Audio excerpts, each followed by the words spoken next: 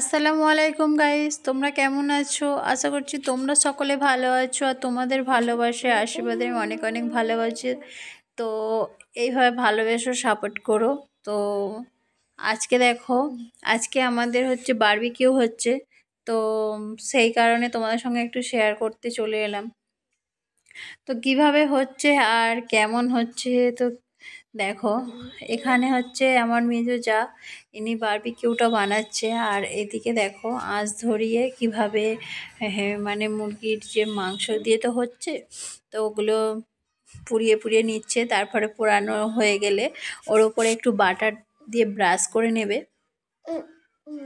তো আমাদের বাড়িতে এটা খেতে সবাই খুবই পছন্দ করে আর এটা খুবই টেস্টি হয়। তো আমাদের বাড়িতে বানাই প্রায় তোমাদের মানে অনেকবারই দেখিয়েছি যে আমাদের বাড়িতে বানাচ্ছে। তো সত্যি কি বলবো, মানে বাড়ির যে এটা এত সুন্দর খেতে হয়, মানে দোকানের থেকেও খুবই। তো গাইস, তো আমাদের যে বাড়িতে যেটা বানানো হয়েছে, তো এটা আমি খেয়েছি, মানে আমি তো, মানে আমাদের বাড়ির সকলেই খেয়েছে।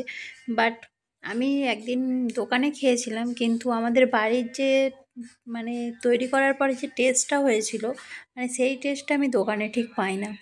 যেন দোকানে খেয়ে মনে হচ্ছে না, বাড়ির যে বানানোটা, বাড়িতে যে যখন আমরা বানিয়েছিলাম, তৈরি করেছিলাম, তো তখন বাড়ির টেস্টটা খুবই সুন্দর, মানে খেতে খুবই দারুণ লেগেছিল। কিন্তু দোকানের খাবারটা অতটাও টেস্টি না, আর অতটা বেশ মুখে ভালোও লাগে না।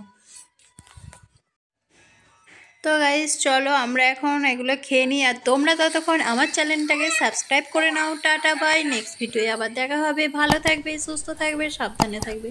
যদি ভিডিওটা ভালো লাগে লাইক কমেন্ট